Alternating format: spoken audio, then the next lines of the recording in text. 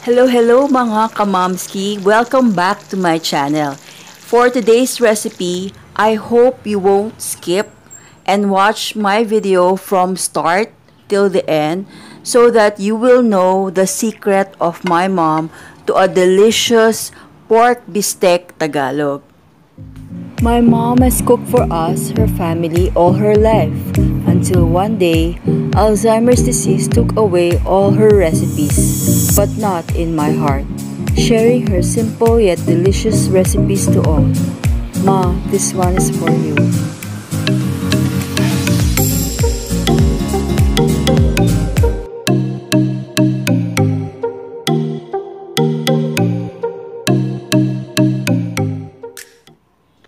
Before I begin mga kamamski, could you help me translate the recipe title of Pork Bistek Tagalog to English? This is for my international subscribers who ask what is the meaning or what is the English translation of Pork Bistek Tagalog. Is it A. Pork beef steak? With free British accent pa yan, ha? Oo nga naman, pork na nga, beef pa. Or B, could be that the English translation of Pork Bistek Tagalog is Herbert Bistek Bautista. Kilala niyo siya, mga kamamski? Or is it C, Filipino pork steak?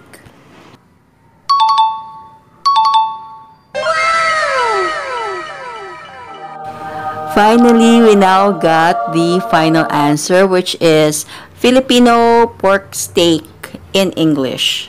So let's now start to cook. So to start, we need 10 to 12 pieces of calamansi or 1 lemon juice. Then to the lemon juice or calamansi, we now add 1/3 cup of soy sauce. Then ground pepper, as many as you like. Next, we add 2 tablespoons of oyster sauce.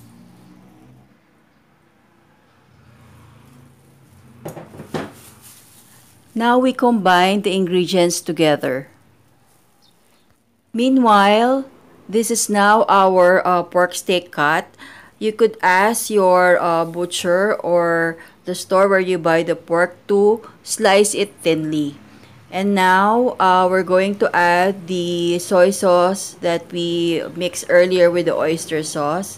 And we're going to marinate this for 30 minutes to 1 hour. Or if you have the time, you can marinate this overnight. So this is how it looks like after we mix them all together very well. And now the pork steak will be marinated for a few hours to overnight. So while waiting for our pork to be marinated, I now have 2 large white onions here. Okay, so you will now cut this into rings. It's up to you how many white onions do you like. You could add more or you could add less. You can put smaller white onions. But I prefer the large white onions because I love onions very much. Okay, so it's up to you how many white onions do you like. So this is how the white onions look like after cutting it into rings. Okay, so make sure that it is a perfect ring, or if not, it is okay too. So after slicing the 2 white onions, we're going to divide this into 2. The first half we will use for frying and the other half we will use later. So let's get our pan hot and ready. I put some 1/8 cup of vegetable oil.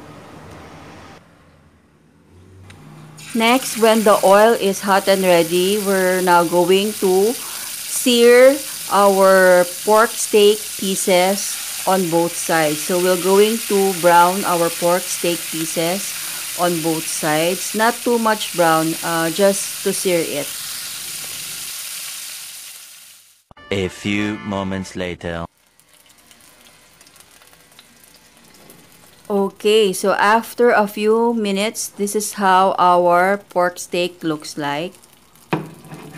So we'll set aside our pork steak, and on the same pan, we will use the same oil that we use in frying the pork. And now we're going to saute our white onions. So this is up to you how many white onions you like to fry. So we're going to fry our white onions until it turns into golden brown.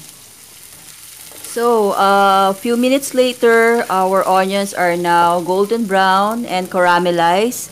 And we're now ready to bring back the pork steak.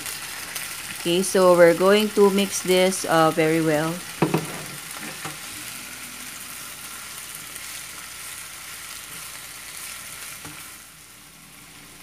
So at this point, our pork and onions are ready.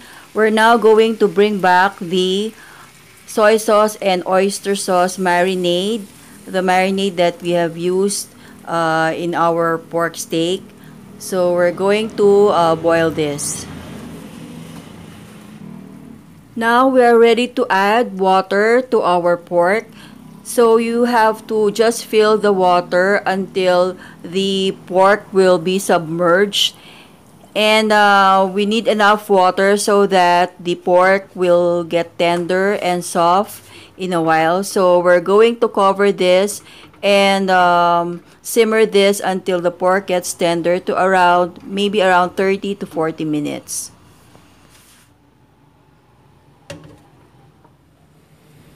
Okay, while waiting for our pork to become tender, on a separate pan, we'll melt some 2 tablespoons of butter. Be careful that your butter should not get burned. So your fire has to be low to medium.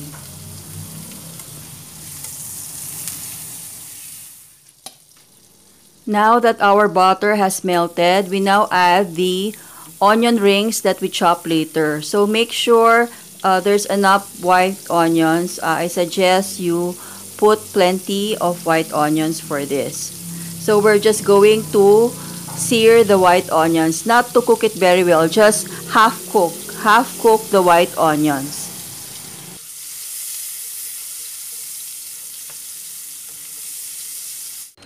Okay, so as you can see, the onions are now half cooked. And don't throw the butter that is in the pan. So we will use this later on. So actually, this is the secret step to my mom's delicious pork bistek. Meanwhile, after 30 to 40 minutes, our pork is already tender. And I also tasted the sauce and it's really good. So we're now ready to plate the dish. So on a nice plate, let's put our pork steak there.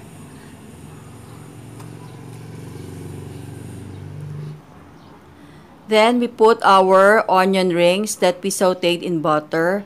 I'm telling you guys that this secret step, the putting of the half-cooked white onions with butter, is going to make your BISTEK Tagalog really very good, and the taste is really next level. So, mga kamamski, you put everything even the butter that remains on the pan, you put it together with the white onions on your BISTEK Tagalog. And if you mix them all together, the taste is really perfectly good. So, I hope mga kamamski, you enjoyed our video for today, our pork steak Tagalog, or in English, the Filipino pork steak. Ayan, nahihirapan pa ako ng konti sa English translation. Anyway, this is really good. I highly recommend this dish for you to make. It is very simple and very delicious, and also very budget friendly. So till our next episode, bye.